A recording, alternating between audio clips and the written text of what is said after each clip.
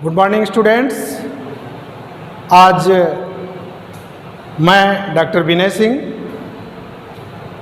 विभागाध्यक्ष अर्थशास्त्र, आप लोगों को अर्थशास्त्र विषय के संबंध में अध्ययन कराना चाहूँगा।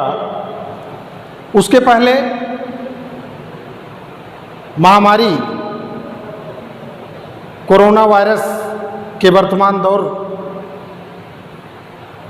से गुजरने के कारण Shri Vishwanath group of institution द्वारा ऑनलाइन कक्षाओं का संचालन किया जा रहा है, जिसमें आप सभी लोगों का हार्दिक स्वागत है।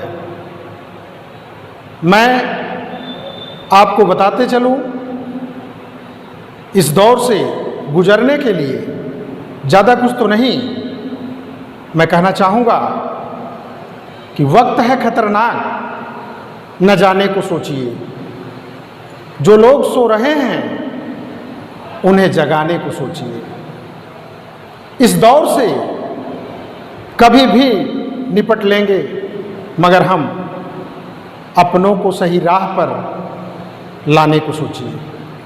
प्रिय विद्यार्थियों, अर्थशास्त्र विषय के भाग 1 में आपको प्रथम प्रश्न पत्र के रूप में प्रिंसिपल ऑफ इकोनॉमिक एनालिसिस, जो आपका प्रथम प्रश्न पत्र है, उसी के संदर्भ में मैं आपको अध्ययन कराना चाहूँगा। प्रथम प्रश्न पत्र प्रिंसिपल ऑफ इकोनॉमिक एनालिसिस, जिसको हिंदी में हम लोग आर्थिक विश्लेषण के सिद्धांत के नाम से जानते हैं। आर्थिक विश्लेषण के सिद्धांत की स्टडी करने से पहले हम आपसे जानना भी चाहेंगे और बताना भी चाहेंगे कि हम अर्थशास्त्र का अध्ययन क्यों करें। Why do we study economics?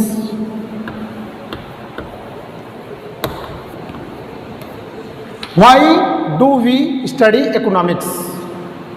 हम अर्थशास्त्र का अध्ययन क्यों करें? प्रश्न ये उठता है कि हम अर्थशास्त्र का अध्ययन क्यों करें। तो आंसर के रूप में आप ध्यान दें, we study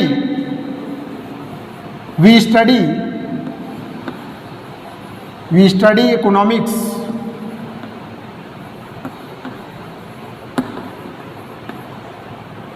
for career,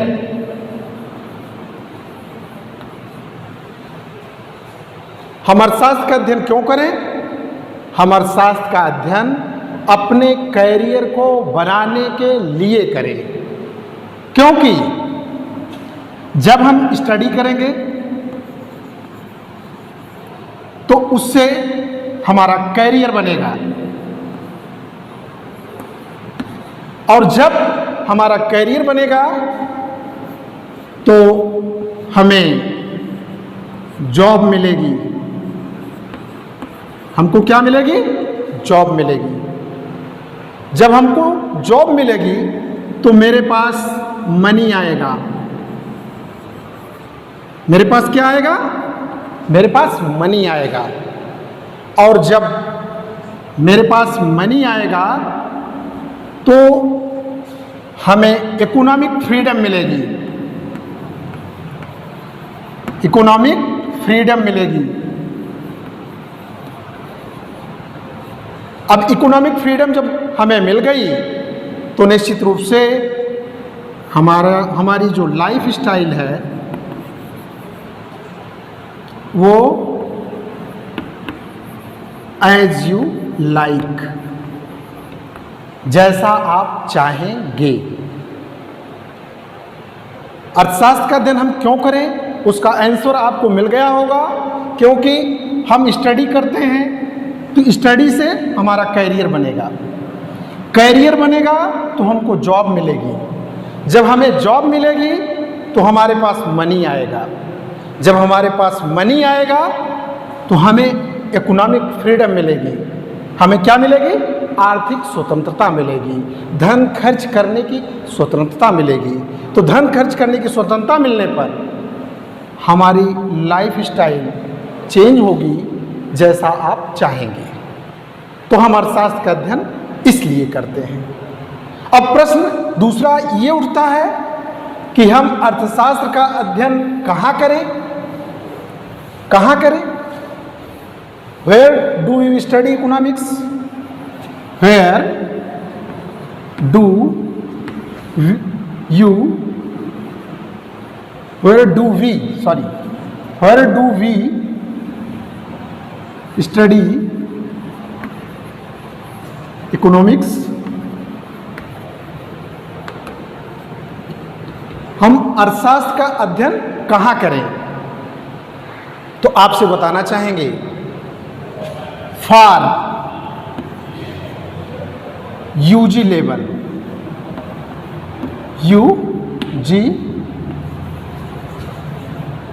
UG level, स्नातक स्तर के लिए हम अर्थशास्त्र का अध्ययन कहाँ करें? तो हम कहना चाहेंगे कि यूजी लेवल पर, स्नातक स्तर पर हम अर्थशास्त्र का अध्ययन कहीं भी कर सकते हैं, एनीवेयर।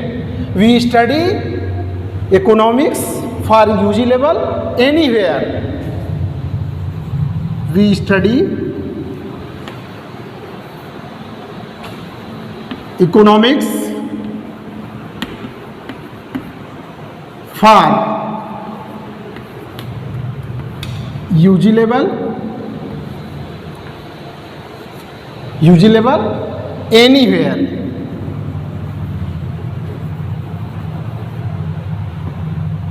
हम अर्थशास्त्र का अध्ययन स्नातक स्तर पर कहीं भी कर सकते हैं, लेकिन पीजी लेवल पर फॉर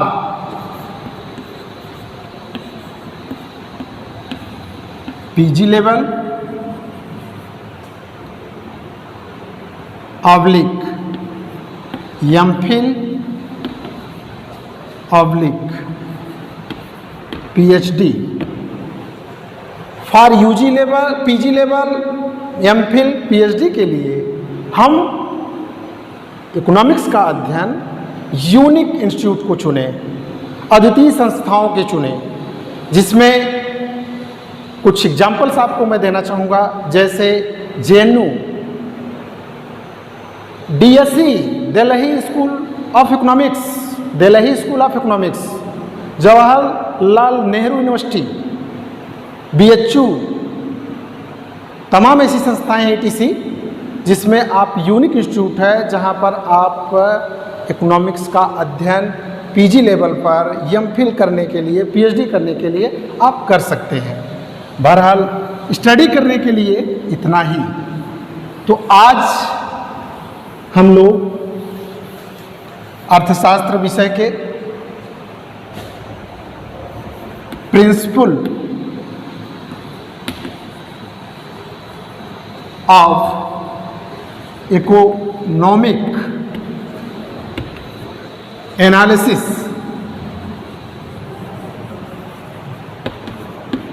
ये प्रथम प्रश्न पत्र के रूप में बीए भाग 1 के विद्यार्थियों को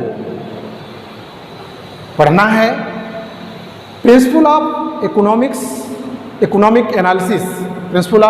एनालिसिस जो आर्थिक विश्लेषण के सिद्धांत के नाम से जाना जाता है, उसमें हमें क्या क्या स्टडी करना है उसकी जानकारी हम आपको बताना चाहेंगे। ये principle of economic analysis micro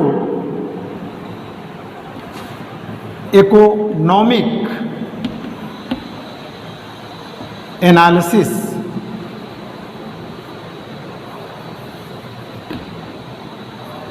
का भाग है।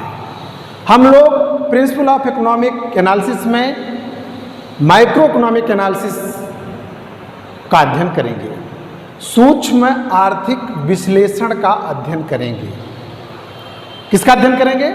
सूक्ष्म आर्थिक विश्लेषण का, माइक्रो इकोनॉमिक एनालिसिस का। अब माइक्रो जिसका शाब्दिक अर्थ सूक्ष्म, तो सूक्ष्म का अर्थ होता है, जिसका शाब्दिक अर्थ है वेरी स्मॉल, बहुत छोटी इकाई का, व्यक्तिगत इकाई का, व्यक्तिगत फर्मों का हम अध्ययन माइक्रो इकोनॉमिक एनालिसिस में करेंगे। और जो इसके बॉक्स ऑफ इकोनॉमिक टूल्स हैं, box of economic tools,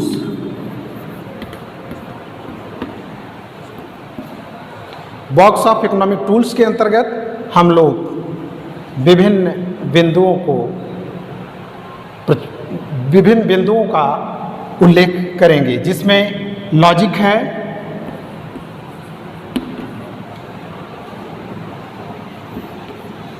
demand है,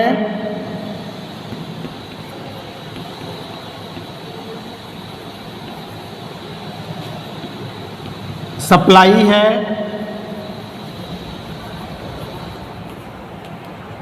डिमांड है, सप्लाई है, और फिर जो इसका चौथा बिंदु है प्राइस है, पांचवा बिंदु मार्जिनल कास्ट है, अगला बिंदु अर्थात छठवां बिंदु मार्जिनल रेवेन्यू है, और अंतिम बिंदु अर्थात सातवां बिंदु अपॉर्चुनिटी कास्ट है।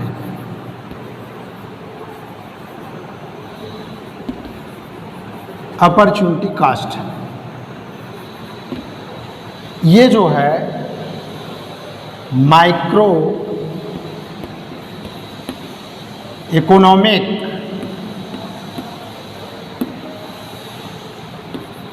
एनालिसिस का भाग है। इन सारे भागों का ही अध्ययन हम लोग इसमें करेंगे। पहला क्या हमने बताया आपसे?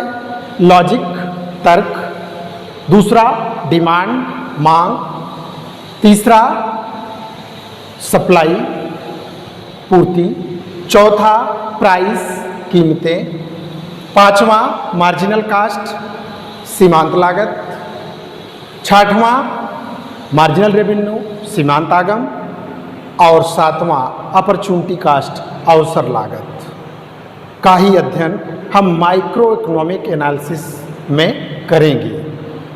ये इसलिए आपको बताना जरूरी था कि इन्हीं सब बिंदुओं के आधार पर हम अर्थशास्त्र प्रथम प्रश्न पत्र की व्याख्या अध्ययन हम करेंगे। अब माइक्रो इकोनॉमिक्स का जो सूक्ष्म अर्थशास्त्र है उसके फादर अल्फ्रेड मार्शल हैं। माइक्रो इकोनॉमिक्स के फादर कौन है?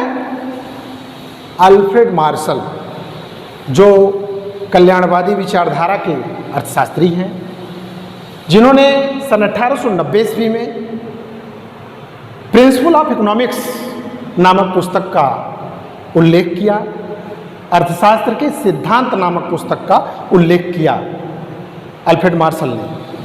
वो सूक्ष्म अर्थशास्त्र के पिता हैं और प्रिंसिपल ऑफ इकोनॉमिक एनालिसिस प्रश्न पत्र की संपूर्ण व्याख्या उनके बिंदुओं पर प्रकाशित की जाएगी।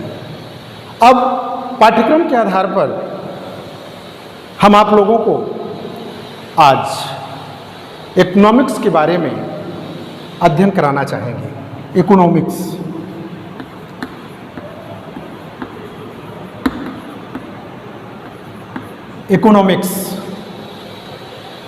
इकोनॉमिक्स एक ऐसा विषय है जिसके कैरियर के बारे में जानकारी आपको हो चुकी है।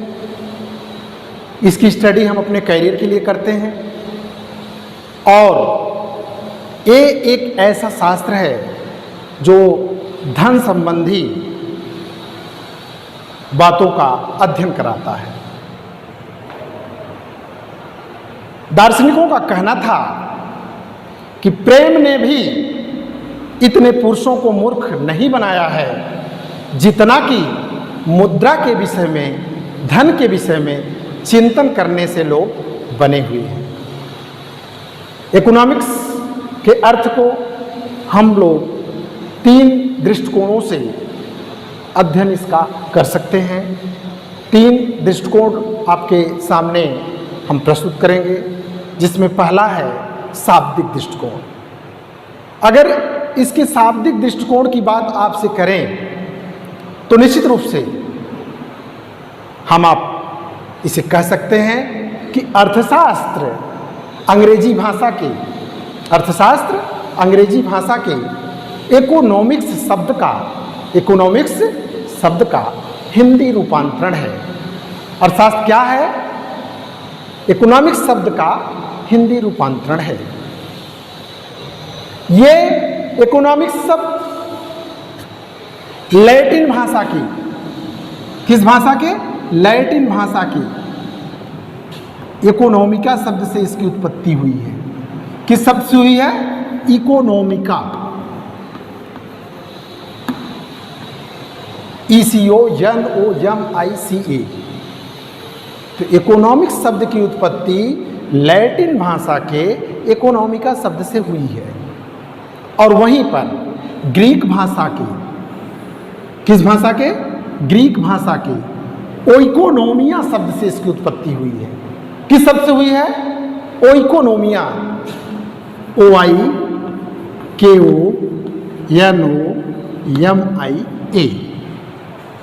तो इकोनॉमिक्स शब्द की उत्पत्ति लैटिन भाषा के इकोनॉमिका शब्द से और ग्रीक भाषा के ओइकोनोमिया शब्द से इसकी उत्पत्ति हुई है। इस ओइकोनोमिया शब्द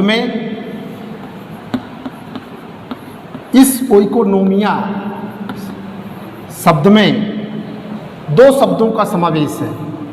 कितने शब्दों का समावेश है? 2 शब्दों का समावेश है, जिसमें पहला है ओइकास। पहला क्या है? ओइकास। और दूसरा है नोमस।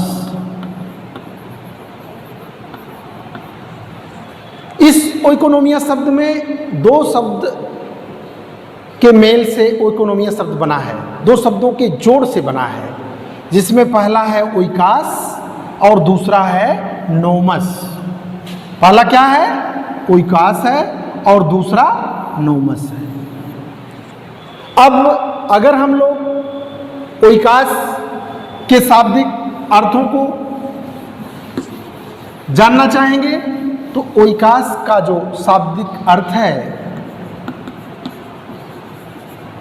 ओइकास का शाब्दिक अर्थ होता है हाउस। ओइकास का शाब्दिक अर्थ क्या होता है? हाउस। और जो दूसरा शब्द है नोमस, नोमस का जो शाब्दिक अर्थ है वो है मैनेजमेंट। MANAGEMENT। ओइकास का शाब्दिक अर्थ हाउस है और नोमस का शाब्दिक अर्थ मैनेजमेंट है। अगर ओइकास और नोमस को आपस में जोड़ दिया जाए तो हम लोग इकोनॉमिक्स को क्या कह सकते हैं? क्या कह सकते हैं? House hold management. क्या कह सकते हैं? House hold management. House hold management.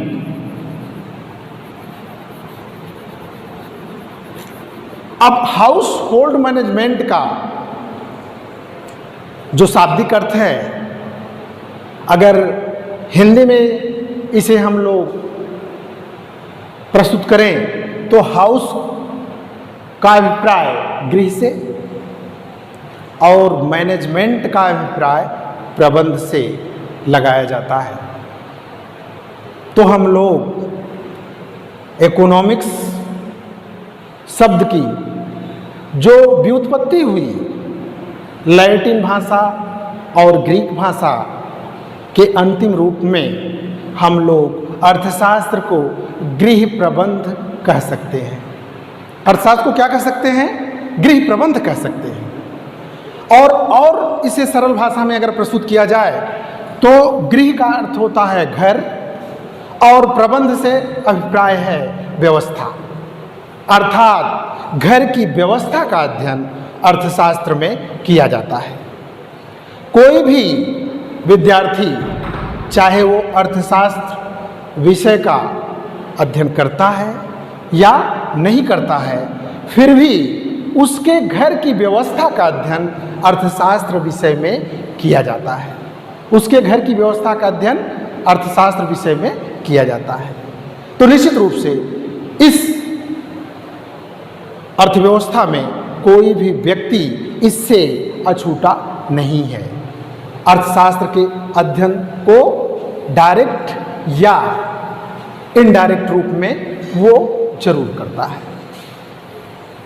ये अर्थशास्त्र का जो शाब्दिक दृष्टिकोण था, हमें आशा है कि आप सभी लोगों को समझ में आ गया होगा। और यदि हम व्यवहारिक दृष्टिकोण पर प्रकाश डालें, किस दृष्टिकोण पर प्रकाश डालें? व्यवहारिक दृष्टिकोण पर प्रकाश डालें, या कोई भी आपसे अर्थशास्त्र क्या है अगर इस बात का उल्लेख आपके सामने हो जाए तो आप व्यवहारिक दृष्टिकोण से ही उसे आप समझा पाएंगे। आप देखेंगे या आप देखते हैं कि समाज का हर व्यक्ति किसी न किसी कार्य में व्यस्त है। समाज का हर व्यक्ति किसी न किसी कार्य में व्यस्त है। अब प्रश्न ये उठता है कि समाज का हर व्यक्ति व्यस्त क्यों है?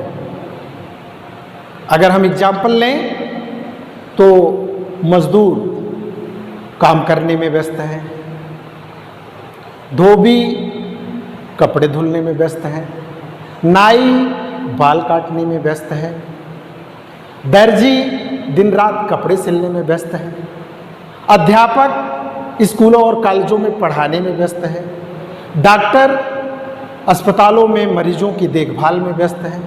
इस प्रकार से यदि समाज के हर अंतिम व्यक्ति पर हम नज़र डालें तो देखने को मिलता है कि जिसका जो व्यवसाय है वह उसी में लगातार व्यस्त है।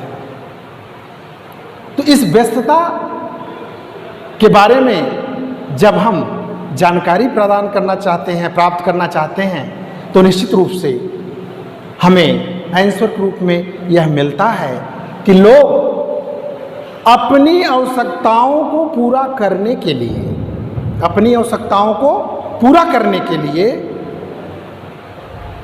साधन इकट्ठा करने में व्यस्त है। यहाँ साधन का अभिप्राय धन से है। साधन का अभिप्राय किससे है? धन से है। तो हम लोगों को समाज के प्रत्येक व्यक्ति जो व्यस्त हैं उसका हमें उत्तर मिल करके हमारे सम्मुख प्रस्तुत हो जाता है कि निश्चित रूप से समाज का हर व्यक्ति अपनी आवश्यकताओं को पूरा करने के लिए साधन इकट्ठा करने में व्यस्त है। क्योंकि आप जानते हैं कि मनुष्य जो है आवश्यकताओं का पुतला होता है। मनुष्य क्या होता है? आवश्यकताओं का पुतला होता है। जन्म से लेकर के मृत्यु तक, जन्म से लेकर के मृत्यु तक नाना प्रकार की आवश्यकताएं उसे घेरे रहती है। उसमें कुछ अनिवार्य आवश्यकताओं के रूप में, कुछ आरामदायक आवश्यकताओं के रूप में और कुछ विलासितापूर्ण आवश्यकताओं के रूप में उसके सम्मुख प्रस्तुत होते हैं। और व्यक्ति एक आवश्यकता की पूर्ति करता है, फिर दूसरी आवश्यकता की पूर्ति करने के लिए प्रयास करने लगता है, धन इकट्ठा करने लगता है।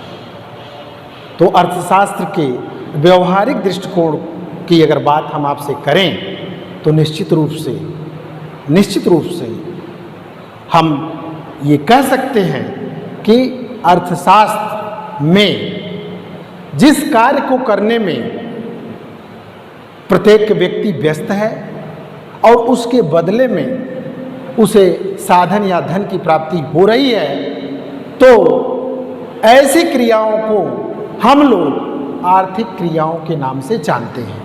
ऐसी क्रियाओं को हम लोग किस नाम से जानते हैं? आर्थिक क्रियाओं के नाम से जानते हैं। और आर्थिक क्रियाओं का अध्ययन ही अर्थशास्त्र विषय में किया जाता है। हम आप कह सकते हैं कि अर्थशास्त्र ज्ञान की वह शाखा है, अर्थशास्त्र ज्ञान की वह शाखा है जिसमें मनुष्य आर्थिक क्रियाओं के करने से धन प्राप्त करता है और उस धन को इस प्रकार से वो खर्च करता है कि उसे अधिकतम संतुष्टि प्राप्त हो। तो ये अर्थशास्त्र का व्यवहारिक दृष्टिकोण हो गया। तीसरा दृष्टिकोण अगर हम बात करें आपसे अर्थशास्त्र के संदर्भ में, तो सैद्धांतिक दृष्टिकोण है।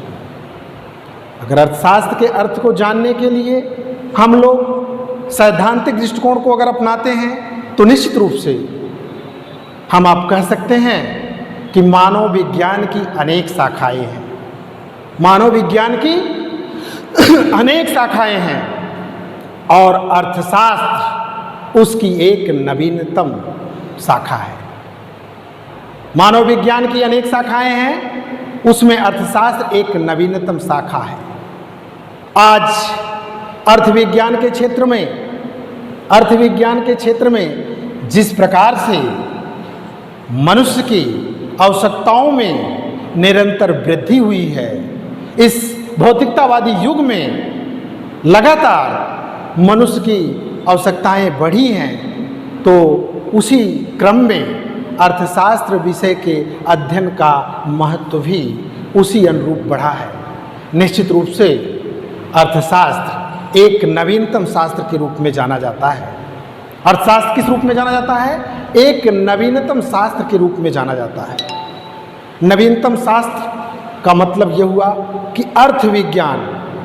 अर्थविज्ञान जैसे समाज में, अर्थव्यवस्था में भुखमरी, बेरोजगारी, निष्क्रियता,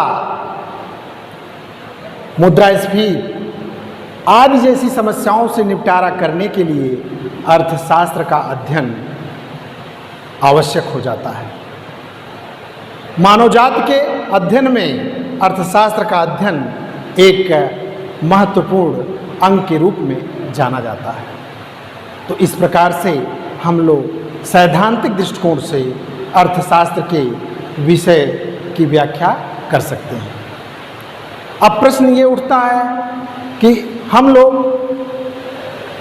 शाब्दिक दृष्टिकोण से, व्यवहारिक दृष्टिकोण से और सैद्धांतिक दृष्टिकोण से, तीनों दृष्टिकोणों से हम लोगों ने अर्थशास्त्र के अर्थ को जानने का प्रयास किया और हमें उम्मीद है कि आप लोग अर्थशास्त्र के अर्थ को जान चुके होंगे। अब बात अर्थशास्त्र की परिभाषाओं की आती है। अर्थशास्त्र की परिभाषाओं की बात आपके समक्ष आती है तो आप ये ध्यान दें, एरिक रोल का स्टेटमेंट है कि जिस प्रकार से खेती करने के लिए खेत की सीमाओं को जानना आवश्यक हो जाता है, ठीक उसी प्रकार से किसी विषय का वैज्ञानिक ढंग से अध्ययन करने के लिए उसकी परिभाषाओं को जानना आवश्यक होता है। ये एरिक रोल का स्टेटमेंट है कि किसी विषय का वैज्ञानिक ढंग से अध्ययन करने के लिए उसकी परिभाषाओं को जानना उतना ही आवश्यक है जितना कि उस खेत की सीमाओं को जानना है जिस पर खेती करनी है। निश्चित रूप से अर्थशास्त्र की परिभाषाओं में विभिन्न मतों का उल्लेख है और समष्टि अर्थशास्त्र के जनक John Maynard Keynes, J.M. Keynes जो फादर ऑफ मैक्रोइकोनॉमिक्स हैं, व्यापक अर्थशास्त्र के पिता कहे जाते हैं, उनका कहना था कि अर्थशास्त्र ने परिभाषाओं से अपना गला घोट लिया है। उनकी परिभाषा थी कि राजनैतिक अर्थशास्त्र ने परिभाषाओं से अपना गला घोट लिया है। कहने का अभिप्राय ये है कि निश्चित रूप से परिभाषाओं में इतनी विभिन्नताएं हैं जिससे वह उसी जाल में स्वयं फंसा हुआ है। श्रीमती बारबरा बूटन का स्टेटमेंट है, श्रीमती बारबरा बूटन का स्टेटमेंट है कि जहाँ कहीं 6 अर्थशास्त्री इकट्ठा होते हैं वहाँ 7 मत पैदा होते हैं। ये श्रीमती बारबरा बूटन का स्टेटमेंट है कि जहाँ कहीं 6 अर्थशास्त्री इकट्ठा होते हैं वहाँ 7 मत पैदा होते हैं। और इतना ही नहीं, अर्थशास्त्र के सूक्ष्म परिभाषाओं के रूप में जैकब वाइनर ने कहा कि अर्थशास्त्री जो करें वही अर्थशास्त्र है। जैकब वाइनर ने क्या कहा कि अर्थशास्त्री जो करें वही अर्थशास्त्र है। इन सब अर्थशास्त्रियों की विचारधाराओं के आधार पर, उसमें विभिन्नताओं के आधार पर आपके इकोनॉमिक्स की, अर्थशास्त्र की परिभाषाओं को 5 भागों में बांट दिया गया है। कितने भागों में बांट दिया गया है? 5 भागों में बांट दिया गया है। पहला है wealth definitions.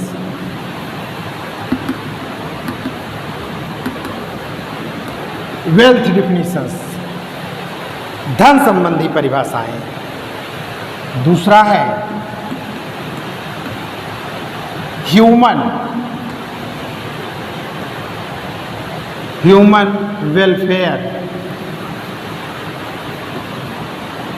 Welfare definitions.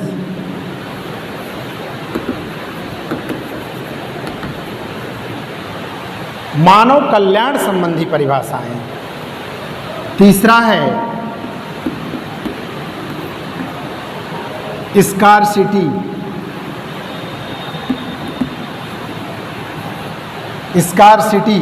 Definitions.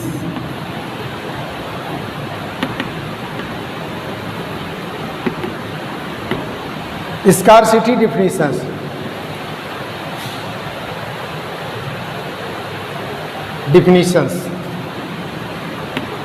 Scarcity definitions, दुर्लभता संबंधी परिभाषा है। और चौथा है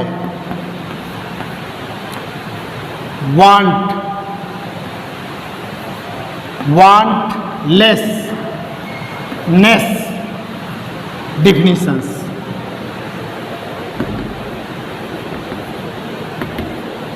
आवश्यकता विहीनता संबंधी परिभाषाएं। और अंतिम है डेवलपमेंट डिफिनीशंस।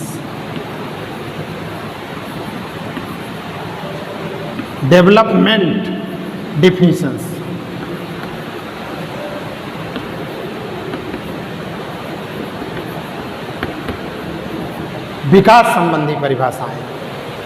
पहला है वेल्थ डिफिनीशंस, धन संबंधी परिभाषाएं। इसको प्रस्तुत करने वाले प्रमुख अर्थशास्त्री एडम स्मिथ हैं। दूसरा है ह्यूमन वेलफेयर डिफिनीशंस, मानव कल्याण संबंधी परिभाषाएं। इसको प्रस्तुत करने वाले प्रमुख अर्थशास्त्री हैं प्रोफेसर मार्शल।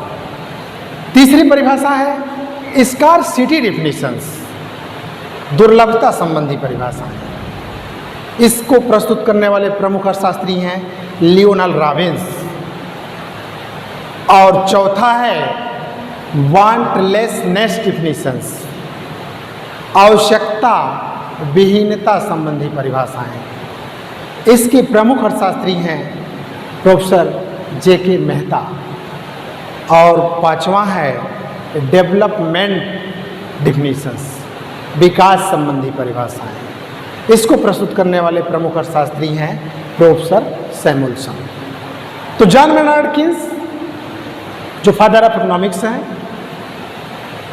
जो फादर ऑफ मैक्रो इकोनॉमिक्स हैं, जो क्या है फादर ऑफ मैक्रो इकोनॉमिक्स हैं, उन्होंने अर्थशास्त्र की परिभाषाओं की विभिन्नताओं को देखते हुए उसकी परिभाषाओं को 5 भागों में विभाजित करने का प्रयास किया, जिसमें 5 का नाम आप लोग जान चुके हैं।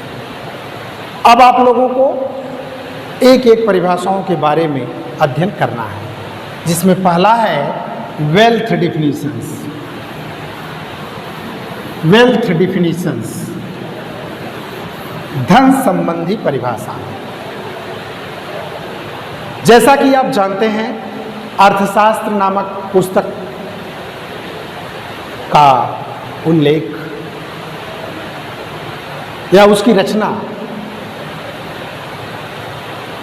कौटिल्य ने किया था, चाणक्य ने किया था। उस समय जो व्याख्या उन्होंने प्रस्तुत की थी, उसमें राजनैतिक अर्थशास्त्र भी सम्मिलित था। क्या सम्मिलित था? राजनैतिक अर्थशास्त्र भी सम्मिलित था, जिसमें केवल धन किस प्रकार से अर्जित हो और उसका किस प्रकार से व्यय किया जाए, केवल आय और व्यय संबंधी बातों का ही अध्ययन किया जाता था।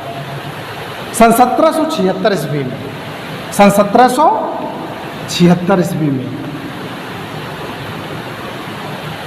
प्रोफेसर एडम स्मिथ ने अपनी एक पुस्तक का उल्लेख किया, जिसका नाम है an inquiry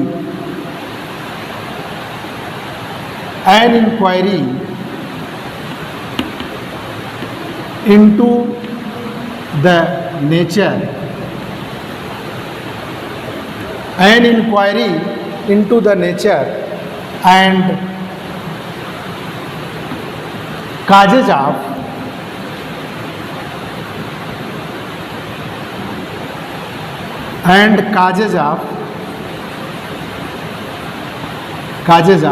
wealth of nations।